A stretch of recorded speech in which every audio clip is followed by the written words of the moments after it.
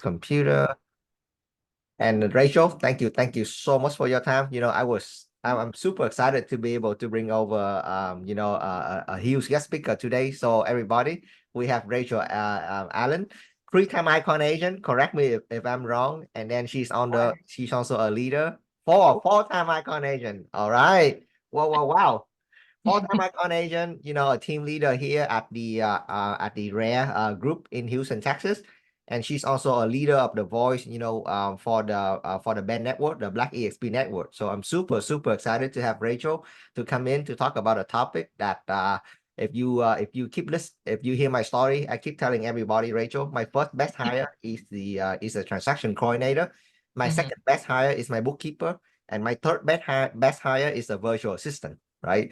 So today we're gonna hear from from Rachel on how to leverage, your assistant, your virtual assistant, to take a vacation and make money and be a full-time icon agent. Well, thank you so much for having me. I do have a presentation. Can I get the ability to share my screen? Absolutely. So let me make you a co-host. So, and then after that, you should be seeing a share screen button. Okay. All right. Let me see what I can do here. So I'm going to share this. And when I hit present, okay, I can see everybody. Sounds great. Well, thank you again so much for having me.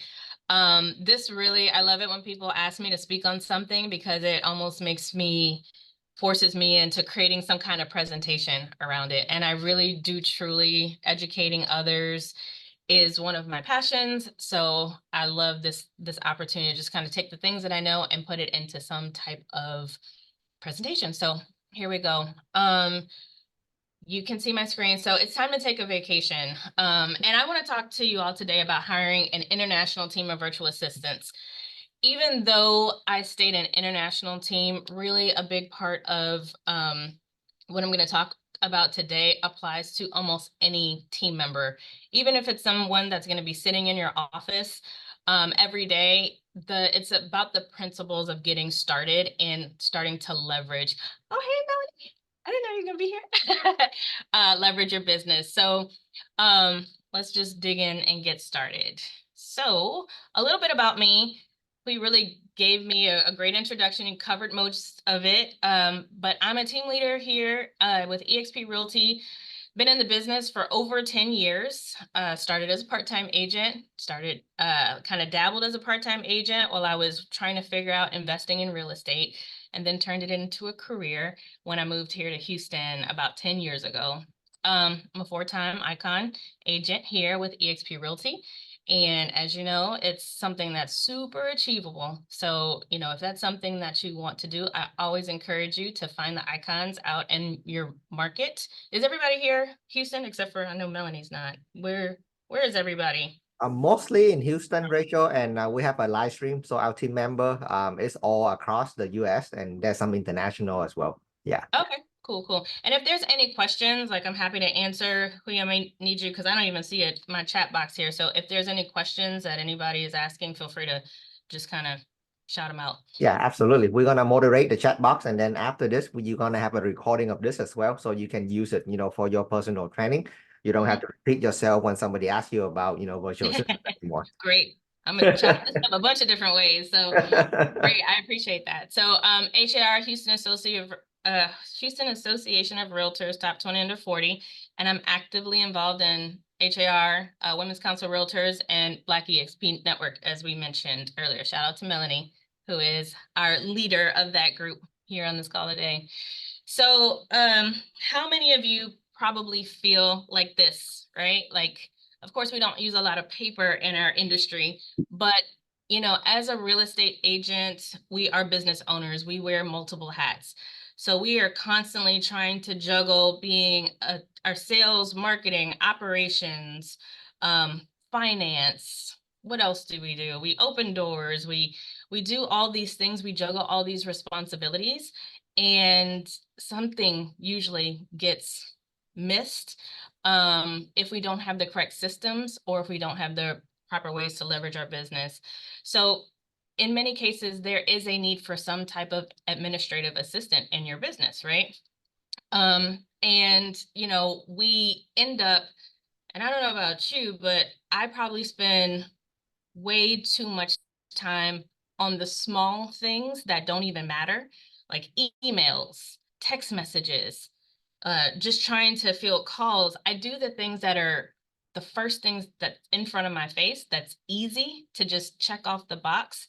And I spend so much time doing that. They're very little. I'm like, oh, this is quick. I'll take care of this real quick. What I end up, all of that adds up over time. So I end up missing spending time on the important things like prospecting in my business or client follow-up, client experience. Those things sometimes get, left by the wayside because it's the fires in front of your face that are always going to take precedence. So you have limited time for those things.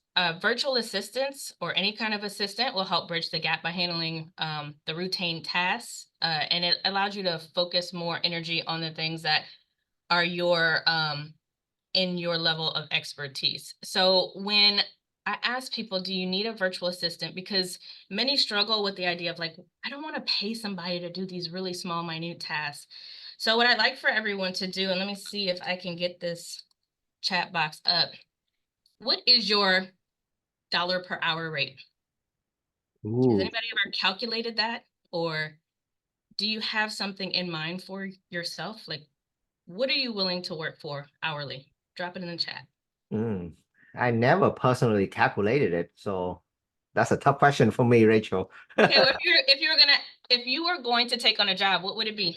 Anybody want to drop something in the chat? Like Uh, $100 an $250, hour? $250 per Yeah. hour. $250 an hour, $95 an hour, $35 an hour. Anyone? Okay. So when you kind of get to this place and you ask yourself, this is the question I always go to, and I'm like, do I need more help? What am I doing? And should I be paying somebody to do this? Because my rate is $125 an hour minimum. Like if I wouldn't pay somebody $125 an hour to write this contract, then I probably shouldn't be doing it myself because I would be leveraging my ability to do more because my value has more to do with building systems, prospecting new business, and essentially rainmaking, right? And so if you find yourself doing those very mundane tasks, then you probably should start like thinking about how do you calculate your your per hour rate. And so it's easy. Like, what is your minimum amount of income or your goal of income every month? Is it 5,000, 10,000, 20, 30, whatever it is, take that and divide it by like a 40-hour work week. Of course, we know we work more than that, but just say 160 hours, and that's your dollar per hour rate.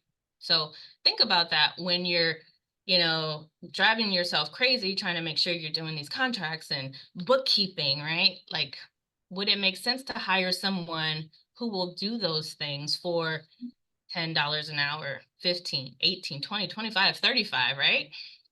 So delegating helps you to free up your time so that you can do more things and ultimately produce more income.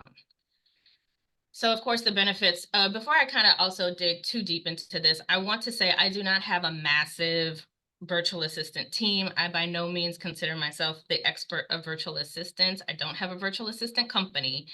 I am speaking more from the perspective of someone who had those thoughts in their mind, like, why am I doing this when I could be leveraging people around me? And I started the process of understanding. And of course, I've made a lot of mistakes along the way. So I'm sharing from that perspective of someone who's just getting started. What are the things you need to think about when getting started? So that's what this is about. This is like virtual assistant 101. And maybe soon to come, as I get more experience in it, there'll be 102, 103, and advanced and all those things. But the benefits of having a virtual assistant are cost effectiveness, especially if you're considering what I like to call an international team, because you can hire someone for who is just as qualified, college educated, um, smart, like completely capable, um, for a lower rate than what you might be able to pay someone of a similar caliber here in the US. So there's cost effectiveness involved for ability to scale your team. if that's what you're trying to do. And again, you may not say like I have a real estate team, but everybody eventually, as you grow in the business and you want to do more and take on more, you have a team, even if it's just it's an assistant. I don't want to say just an assistant. If you have an assistant or a transaction coordinator or a bookkeeper, those are people that are in your team. Mhm. You can search for diverse skill sets and different perspectives that enrich your business with fresh ideas and approaches. The virtual assistant that I have, she came with a certain skill set related to Follow Up Boss, which is the CRM that I use. Ah, She already, and I'll talk a little bit more about some of the tools, but Asana, project management tool. So many virtual assistants have experience because they've done this for other people in other jobs, roles, and responsibilities. So they might be able to bring you like, hey, I've done this before for someone, and this is tools that we use that were helpful from a previous employer. Additional support to assist you in accomplishing your business goals. So those are some of the benefits, like just a few of them. There's a lot more. Okay. So how do you find a virtual assistant? And virtual assistants, they don't have to be international team members. They could be other realtors in your market. But I do find that with virtual assistants, one of the gaps in my business, and I talk about like determine the gaps in your business. As a real estate agent, I am constantly on the go, right? So I wanted to have somebody who was at a computer who could stay focused during the day to help like answer phone calls, and not really phone calls because we don't do a ton of calls, but like text messages, email responses. So I would say when you're looking for a virtual assistant, first kind of determine what the gaps are in your business. And how do you do that? You do a SWOT analysis of your business. Y'all familiar with SWOT analysis? Your strengths and assessment of strengths, mm, weaknesses, opportunities, and threats, with a heavy emphasis on your strengths and weaknesses. So what are you good at and what do you like to do? You have to ask yourself that first, because that's what you want to continue doing. That's what you're best at. Your weaknesses are things that you either don't want to do yourself, you should delegate out, or maybe it's a weakness that you want to get better at. So keep, but take steps and efforts towards getting better at those things. But the things you don't care about, you don't want to get better at, you should absolutely delegate those to someone else who likes to do those things. So determine what some of the gaps are in your business. So for me, I actually like administrative tasks, but I found it very difficult to sit down and do a contract while I'm driving here, there, and everywhere to show property. So um, one of my first hires, as you said, was a transaction coordinator, mhm. someone who could write contracts, follow up with title, lender, and all the different parts of a transaction. I have a contract to close transaction coordinator. Um, and she's virtual, but she is local here in Houston, and she has an understanding of the Houston market, she is unlicensed because her job mostly focuses on putting signatures on contracts and following up. But sometimes that's something to consider when you're looking for someone who's virtual who is um going to help you with that paperwork. Maybe you want someone who's licensed and familiar with your local market. So you really want to understand the roles and responsibilities and expectations of your virtual assistant. So before you even get started on hiring someone, understanding what the needs are in your business, write it out. My international team member, her original role was to be just an executive assistant, which was a catch-all title. And this was one of my first mistakes, was a catch-all title for like, do the stuff, the extra stuff that I don't have time for. And as she started, I had an idea of some things I wanted her to do, but it wasn't the most immediate needs in my business. So her role evolved over time to focus more on leasing assistant services, which is a big part of my business. So I think when you're able to do those needs assessments and truly understand what your needs are, being able to write out their responsibilities, their roles, and what the expectations are upfront. So then when you're having the conversations in those hiring conversations, you can make sure you're communicating to whoever you're interviewing what they can expect to do in the role and also what your expectations are. So especially with an international team member, they may work on a different time zone as you. So what is your expectations of their working hours? How many hours? Do you expect them to be able to be available whenever you say, hey, I need you? Or are you giving them things that they can do what would be considered for us overnight, but it's during their daytime if they're on the other side of the world. So it's really important to kind of understand what the needs are in your business, because that's going to help you decide who you're going to hire and where you're going to hire from, because virtual assistants are everywhere. Oh, also something to think about, if you're hiring an international team member on the other side of the world, there are many virtual assistants that work overnight, and that's just kind of normal for them. But if you want someone on your same time zone, you might want to consider that as well, so they're working daylight hours with you. What is the personality type required for the type of work that is needed? Anybody familiar with DISC or any other behavioral profiles? I am. So Yeah. whenever you're writing out your roles and responsibilities, you really want to think about the type of personality type that person has to make sure it fits. So if you need someone who is administrative and DISC, the C personality type is someone who is very cross the T's, dot the I's, check the boxes, really great at task lists, spreadsheets, systems. And S is also a really great one, someone who is willing to provide support, who really enjoys supporting and helping and being part of a team. If you're looking for someone who is more creative, you might want, I think probably I's have a tendency to be a little bit more creative, because you're looking for marketing, you're looking for someone who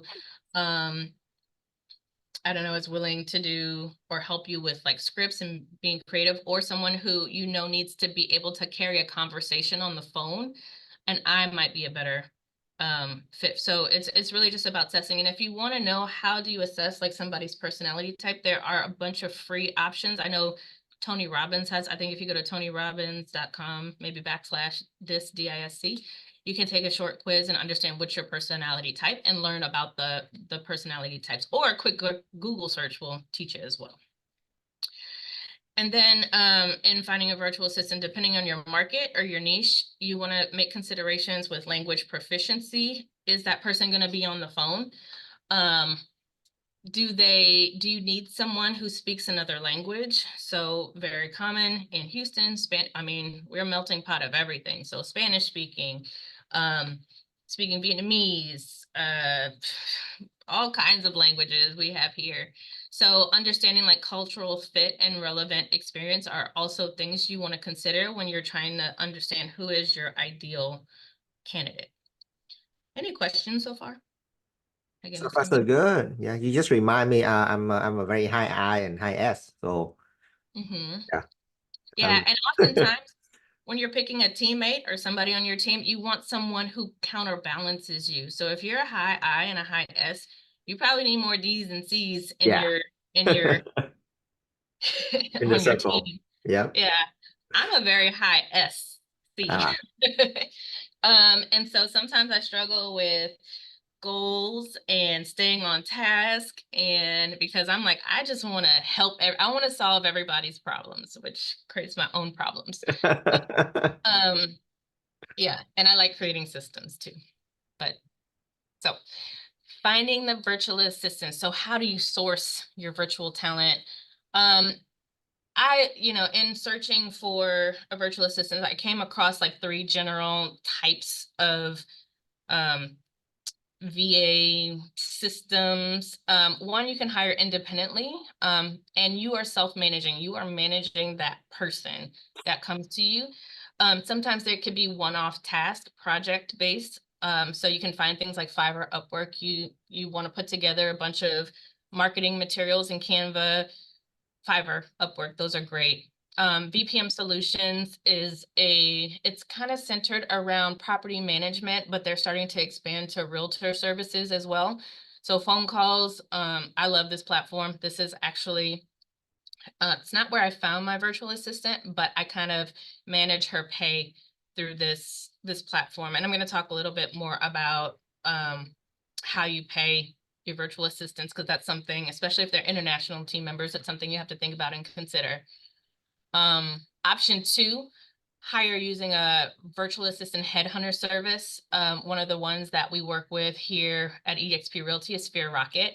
And that's how I got started. I had been telling myself for probably about a year and a half, I'm going to get a VA, I'm going to get a VA, I'm going to get a VA. But it wasn't until I went to EXPCon this Right. past October and I met with actually Justin Nelson. And it was like a small mini mastermind and they talked about like what they do. They're kind of like an in between. Well, as soon as I signed up, they're like, okay, let's talk about, and they help you talk through those job descriptions. So if you're not exactly sure how to write those job descriptions, if you're not exactly sure what you need, you can kind of explain what the needs are. They come up with the roles, they talk to you and talk you through the personality profiles. Then they will do like a rapid fire interview session. They will put it on the calendar and say, okay, these 2 hours, be prepared to do interviews. They will go find the candidates for you. And based on like your role description, they'll kind of do some pre-vetting. They do expectation setting and then back-to-back interviews where you get a chance to ask questions. They provide you with interviewing guides and their assistants are specifically in the Philippines. So some of the support that they offer are, after you do make the hire, they offer continued education, training support, because we're going to go into that. Like once you hire somebody, you have to teach this person what to do. You have to continuously help them, sharpen their skills over time. So that's what Sphere Rocket does, and that's what they're really great for. They also offer you as a employer additional training on how to continue to improve yourself as a virtual assistant leader as Mhm. well. If you want to scale your business, how you do that. So every week they have trainings for both you as a team leader as well as the assistants as virtual assistants. And some of the classes include things like, because it really is a benefit to your virtual assistant as well to be a part of Sphere Rocket. They'll have like video editing, marketing, event planning, leadership skills, advanced English or English, like to kind of help build English speaking skills. For team leaders, they have, of course, leadership, operations. I'm trying to think of some of the classes that I've gone to through them. Oh, Filipino culture, which was one of the best ones that I think you could go to if you're going to be managing someone in the Philippines. We'll talk more about that later in this presentation too. Oh, very good. Yeah, I didn't know Speed Rocket they offer that so many, additional service on top of everything. Yeah, and then they tell you like they kind of talk to you a little bit more about okay, some of what I'm kind of explaining in this presentation, I'm taking like some of the things that I've learned, but they were the ones who really helped set me up for success in it, right? Because one of the most expensive things, and I didn't understand this, like I was a manager at a T-Mobile and I would like hire, like okay, hire, didn't work out, fire. I didn't really understand the true cost of people when you hire them and then let them go. So Oh, quick yeah. story. I hired my first assistant, it was 2 years ago, and I was so excited. I went through the interview process, found the right person, and I hired her, and she was great to start. She was on board for 2 months, so I basically trained her, and then she told me after 2 months that she decided to take a job as a flight attendant. Ah, And as a business owner, to understand what I paid to train somebody to leave me, it's it's yeah. just something you really have to understand. And again, when you're starting out building your team, virtual international team members, the cost is a little bit less. And so you can make some of those foundational mistakes without it being as expensive as you start to understand like and those were some of the things I didn't understand at the time, like what is her role, what is her responsibility, what should she be doing, how do I keep track of her success, how am I building up culture so that she feels loyal and committed to being here. More on that in a few. So, oh, I didn't go over the last one, I'm sorry. Option 3, hire a virtual assistant management company. So Sphere Rocket, going back to option 2, Sphere Rocket, I still manage the virtual assistant I'm talking to her, I'm training her, I have her contact information, and I'm paying her directly. Option 3 is hiring a virtual assistant management company like a Broadworks. There's tons of them out there. But basically, these are companies that will, you just say like, hey, I want to sign up. I have a need like this. You're actually training the company, like your needs, giving them your SOPs. The company trains the virtual assistants and manages the virtual assistants and kind of plugs and play the virtual assistants as needed. Some you may not even have any direct communication with that virtual assistant.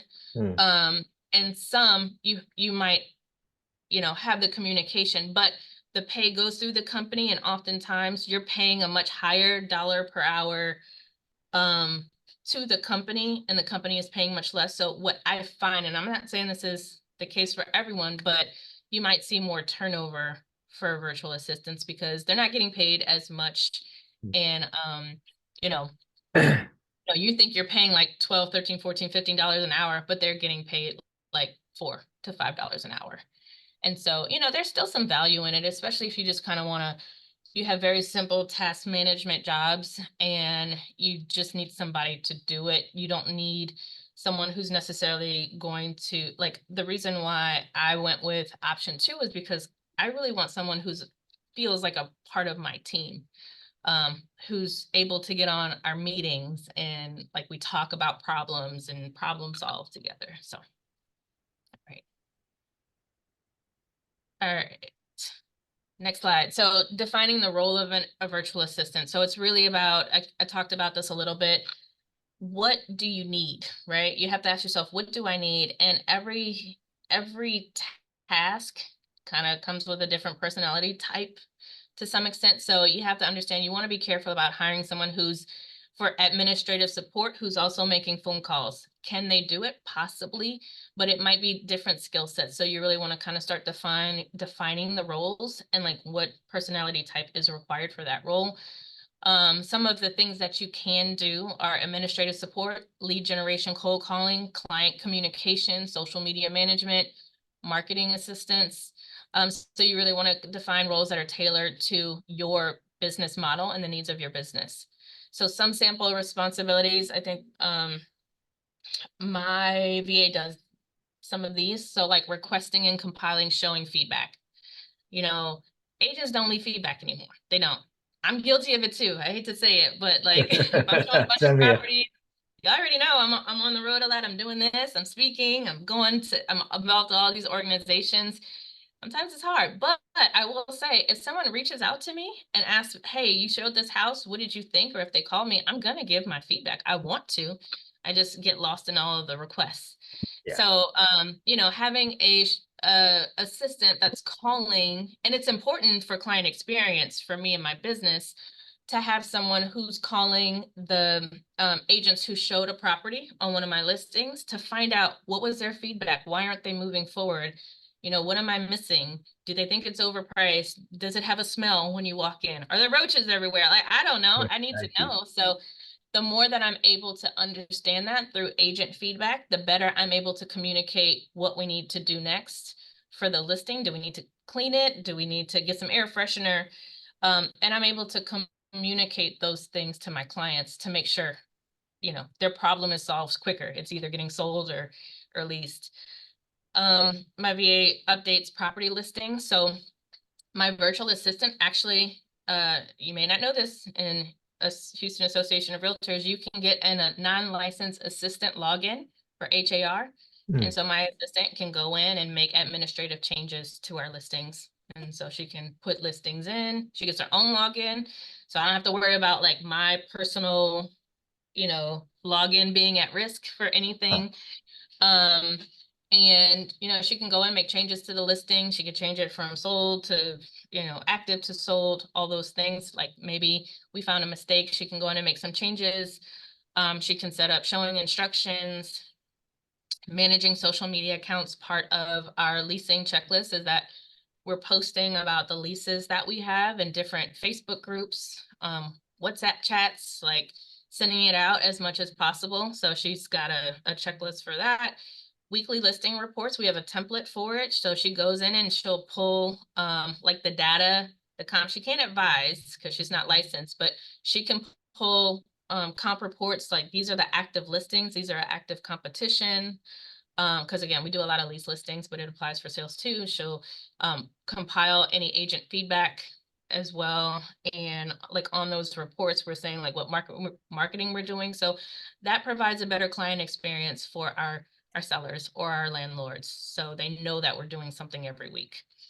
And mine doesn't really, my virtual assistant doesn't currently do this, but calling lead lists to set appointments, that's another option. So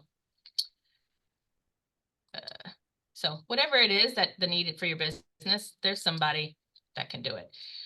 So setting goals for your virtual assistant. I like to think of goals can be such a big concept, but I think there's two main: input, output goals, lead, lag goals. You can call them whatever you like, but input goals are very specific tasks, actions that you're going to do.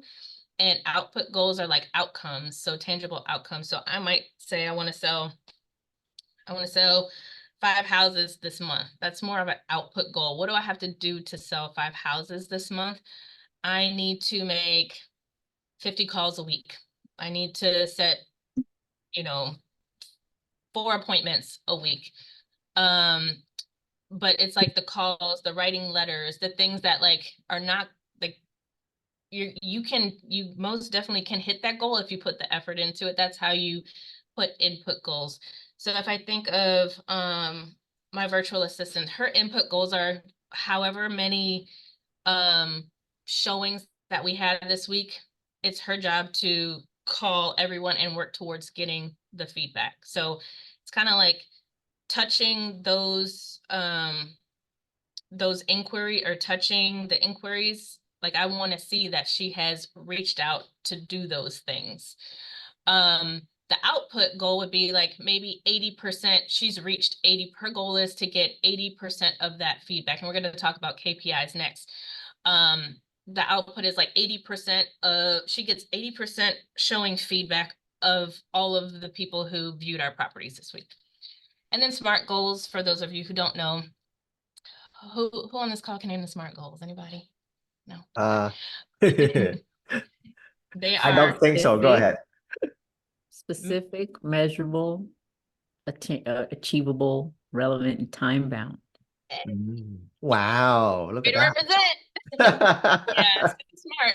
I mean, it's really a framework for life and business, right?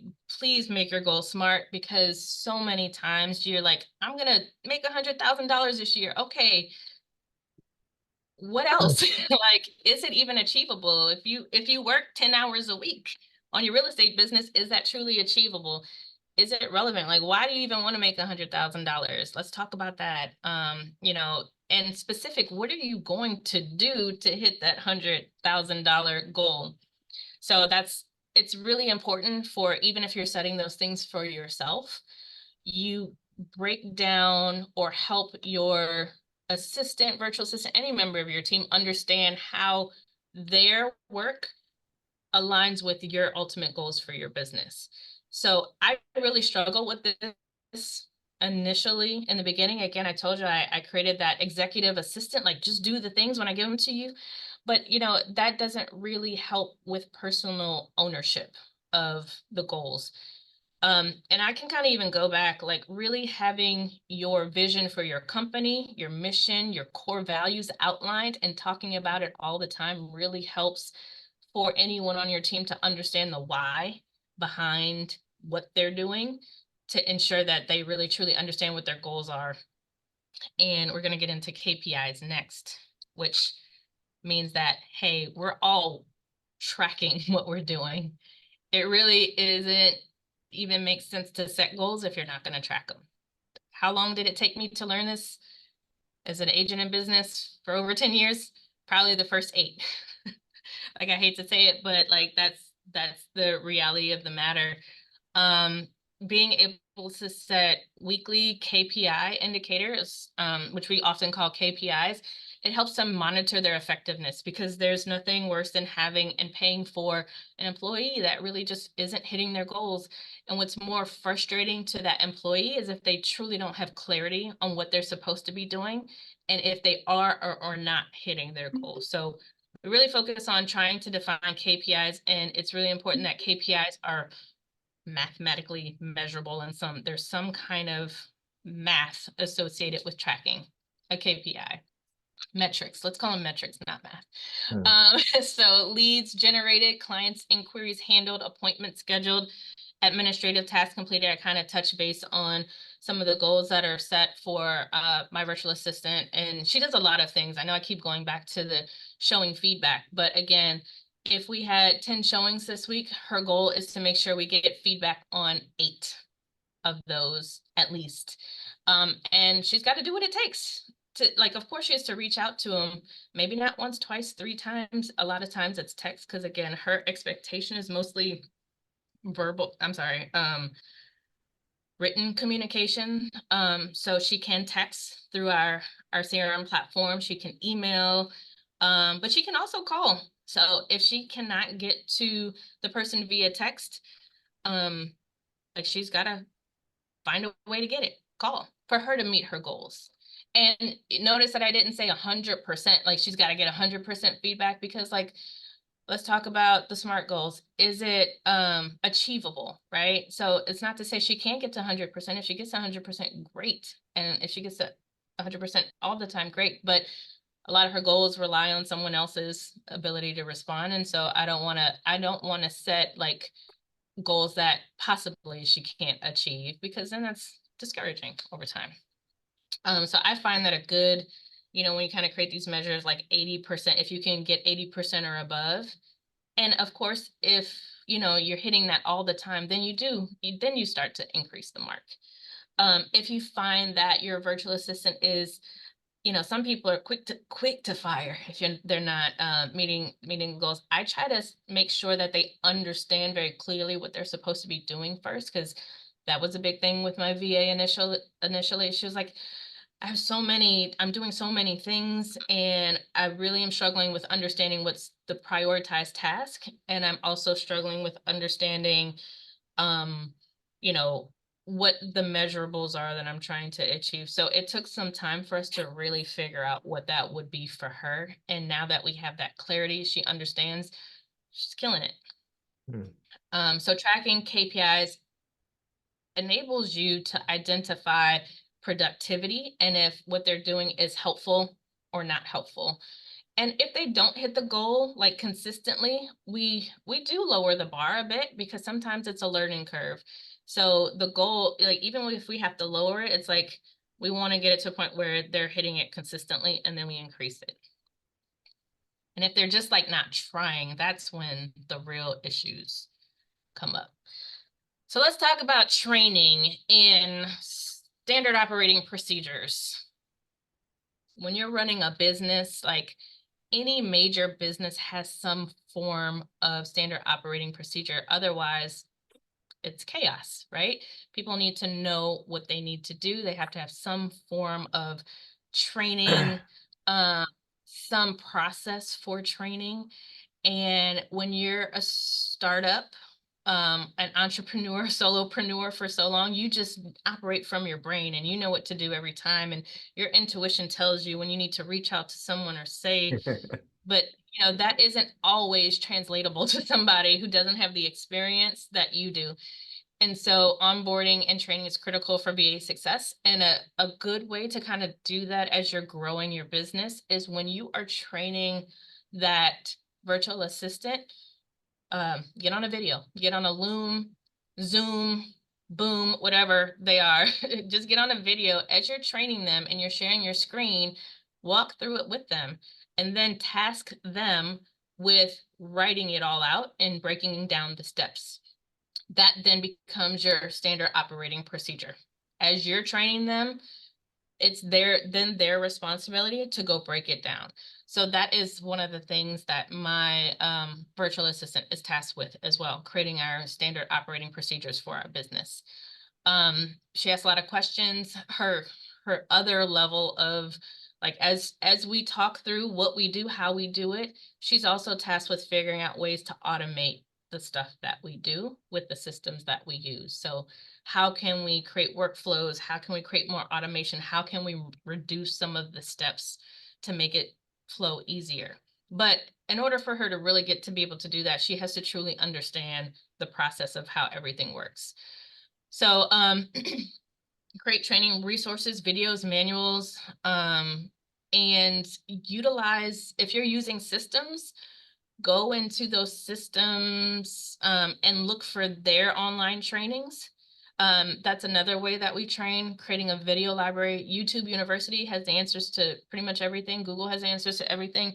So when we first started with her, like Follow Up Boss, which she already had some experience with, Asana is another tool that we use.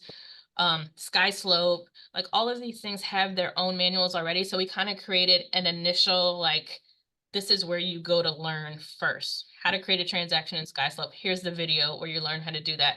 How to create a record in Follow Up Boss. This is how you do that. So we would go find, like I did that. I went and found the videos and had her train on those initially. Because again, you're hiring someone to leverage your time, and so you don't have a lot of time to teach somebody, and this is one of the biggest things that I hear, like, it's going to take me so much time to train this person, I might as well just do it myself.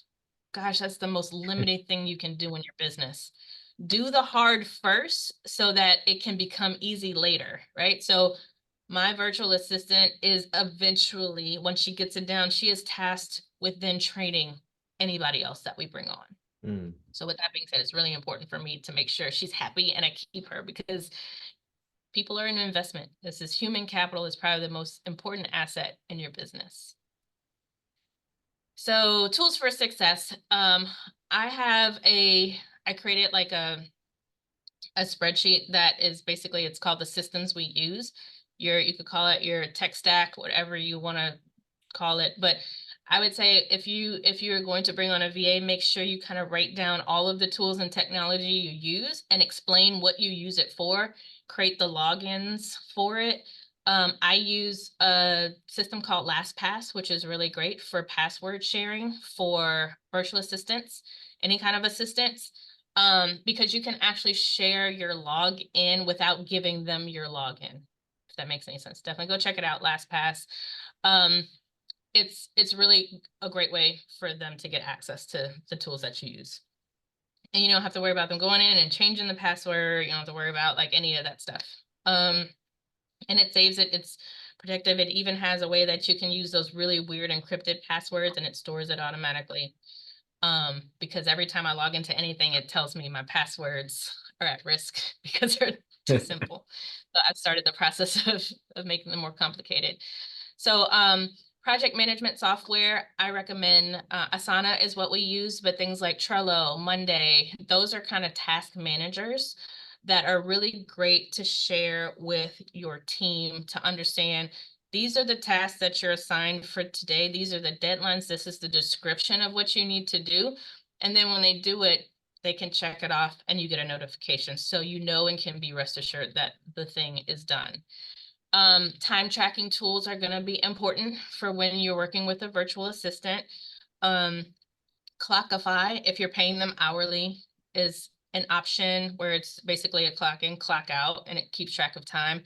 Screenshot Monitor is a system where they log in for the day and it will take screenshots of what's on their monitor every so often. I actually don't use this. I started to, but I mean, that depends on your level of trust with your team member, your international team member. But it is a good way if you feel like, and it's one of those things you have to implement in the beginning and just be consistent with it. Because if all of a sudden you're like, hey, I'm going to do the screenshot monitor because I need to see what you're doing all the time, then it breaks trust, right? But, you know, to be completely transparent, virtual team members, you aren't, it's the difference between sitting in the office with them and understanding, you know, what they're doing with their time and what you're paying for. Because the truth of the matter is many virtual assistants do multiple jobs at a time, right? And so you don't want to be paying somebody time when they're, you know, working on somebody else's work. So just something to think about. video conferencing platform, Zoom. I mentioned Loom before. Loom, there's Zoom, and then there's Loom, which is really great tool for training, where you can kind of share your screen. You can edit the Loom videos. You can be in a little circle at the bottom, like talking. WhatsApp, international team members, WhatsApp is really great. Slack, those are great communication apps. Ultimately, your tool should be helping you to streamline your collaboration, task management, and communication. And I really, project management software that assigns and tracks progress like Asana is so important in our business, because, there's so many tasks. And also from an accountability standpoint, right? We have my team, again, I mentioned I have a transaction coordinator. I have a virtual assistant team member who transitioned from executive assistant to more of leasing assistant. And then I also have a buyer's agent on my team as well. So we're all in the mix of doing all kinds of things, and we are a team. So we can see all the tasks at hand. And if someone goes on vacation, if I go on vacation, right, then everyone knows what are the things that need to be done. And so if it was my responsibility, I could assign it to someone else for the time where I'm not available. Right. And so that's how you really start to build and scale. But keep in mind, this is only as good as your culture of your team. So communication and celebrating success is so important, because it can be so lonely as an international team member. You're sitting in, whatever your space in the middle of the night where everybody in your family is asleep and you're just working, and it's so lonely, right? So fun. So the way that you communicate with your team members are so important. The way you invest in care and ask questions is so important. One of the things that in the onboarding process for my virtual assistant, I do two things. I have like a kind of a favorite things list. So I ask, like, what's your favorite kind of music, favorite movie, favorite candy? What are your favorite things to do? Who all makes up your family? Like, so it's like a getting to know you form, and, everybody on the team has one. So once the new team member completes one, then everybody can see everybody's, and you can see different ways that you can connect. And just the mere fact of asking, my virtual assistant was like, nobody has ever asked me this before. This is so strange, but I like it. And, I learned a lot about her initially, about her family, about, things that she's experienced from, like really painful, like losses in her life. And I think that kind of created that initial like connection. And it helps to establish a loyalty, almost a sense of loyalty, because you become connected in that way. Another thing that I do is a strategic plan, right? So everybody has some people, one of our values is growth. So everybody on our team has some level of value of wanting to grow, become better, to do more, to do something bigger, to have a greater purpose. And so we do an exercise of like, okay, what does it look like 2 years from now? If you're hitting all your goals and you're getting your promotions, what are you doing? What do you want to do? What things bring you, make you happy? My virtual assistant, who she's in the Philippines, she was like, I see myself sitting on a couch in a new apartment that we just, me and my partner purchased. She has a daughter. She's like, I'm able to put my daughter um, in great schools, and I'm able to like have Starbucks because I can't afford it right now. Like all these little things that seem kind of so minuscule maybe to us, or like some things that we take for granted, like so important to her. And so then things like that, I'm like, okay, well, maybe I could send you a Starbucks gift card for your birthday. So those are the kind of things that really help to make those connections. So regular check-ins, making sure that you do have something on the calendar. Again, something I struggle with because I'm always on the move. And I definitely think in the beginning, she used to get lost in like, oh, I'm just here. What do you need? Okay, well, if you're not using me, I'm going to go do something else or go off and get bored. And so we have a group chat. So not only do I engage in conversation, but other members of the team do too. But I have a regular, we have like daily check-ins, like very quick check-ins. And then we'll have like a one-on-one at the beginning of the week, and then a team meeting at the end of the week. So clear communication channels, WhatsApp is where we talk throughout the day. So if there's something I need, the expectation is she's going to answer and be available. We celebrate successes, milestones, achievements, birthdays, anniversary, holidays. When it was our virtual assistant's birthday, I think it was in February, you know, my buyer's agent and I, we created a video to say happy birthday. You know, it's like small things like that go a long way. And just recognizing the contributions, and you know, it's kind of a team culture thing, like celebrating successes, like thank you for taking care of that for me. Saying those small things, being like full of care. If something is going on, like, I mean, sometimes people get sick, I'm not feeling well. Are you okay? Do you need to take time off for today? That's a whole nother thing with handbook and setting those expectations up front. So I know I'm kind of starting to run up against the time, so I'm gonna start moving through this. Pay scales and structures. So consider factors: experience, skill level, geographic location, you know, different pay rates in different countries and different things. I could tell you Philippines, it's technically $3 to $6 an hour is kind of the growing rate, but of course you can pay more. There's nothing wrong with that. My virtual assistant, she's full-time. I pay her $9 an hour, which is probably like, what? You don't have to do that. But I think that's something that understanding her level of skills and my expectations for her, that's what I offer her. She asked, I think she had asked for 10. I gave 9. And I have expectations as such for her. And I also build in a bonus structure. She has, you know, letting her know, you know, when she hits certain goals, she can achieve more. So I definitely say, you know, if you're hiring someone on initially, think about a structure where there's bonuses, where if you're hitting those goals and targets that you do get extra. But say what it is up front so they know what they're working towards. And also consider like certain cultural things. There's certain, like in the Philippines, there's something called the 13th month. Right? Never heard about this before. But basically you get an extra month of pay for free without working. It's a cultural norm. It's a thing.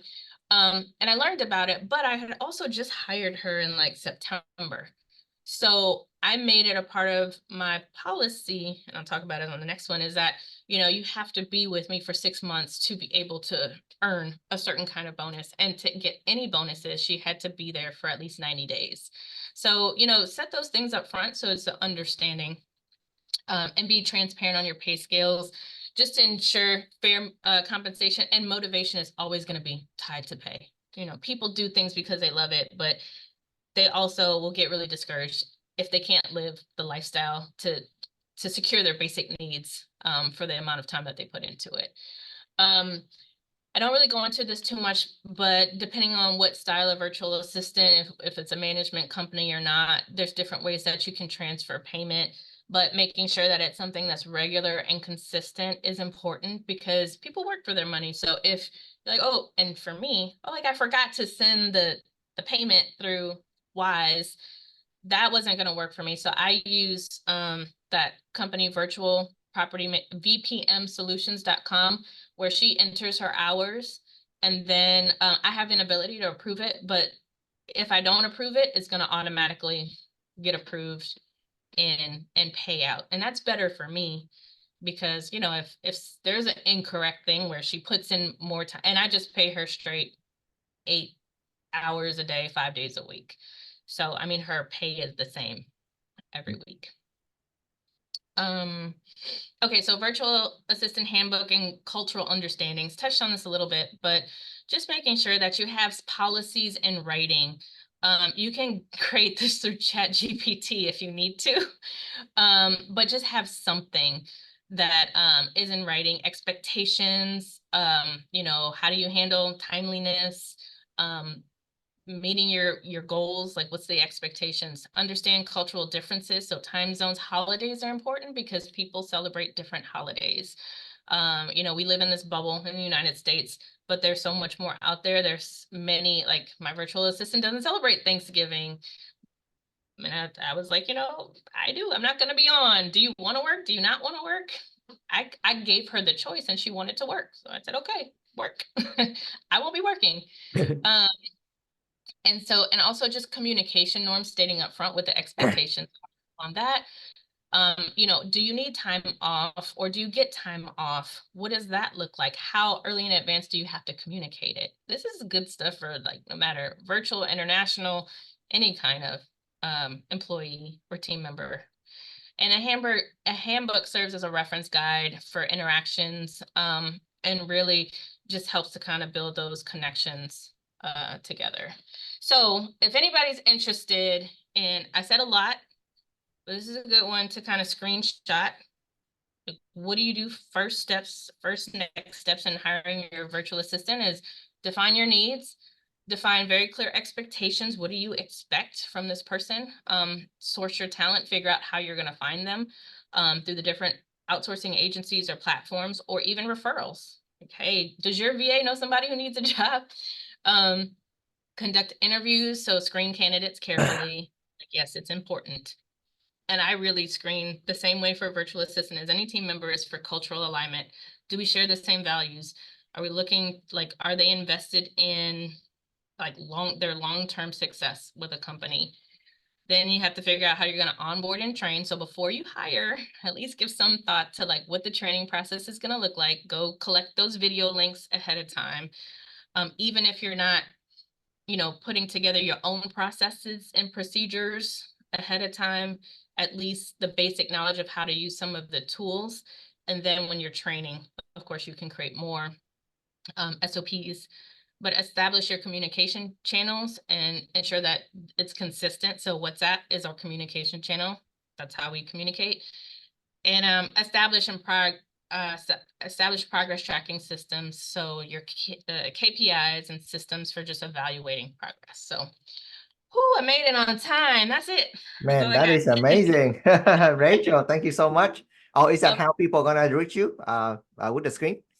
Your Instagram, your LinkedIn, your Facebook? Yeah, so this is, if you want to reach me, this is how. Instagram, follow me on Instagram, LinkedIn, Facebook, any of that stuff. But email, phone number there as well.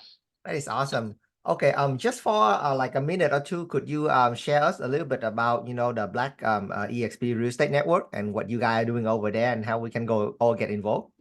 Yeah, sure can, and Melanie can chime in too. Same. We are a part of One EXP, and we are really about elevating Black voices and just sharing. We have so much talent within our group membership, but anybody is welcome to join, right? So Hui is a very active member in our group as well. So we're always having trainings, events. We do oftentimes when we have our national or regional meetups, we're just meeting up. It's a great networking opportunity to learn, meet new people.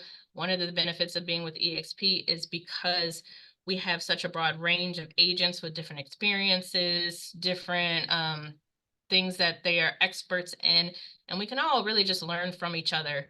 But Black ESP Network, we're very active on our workplace group.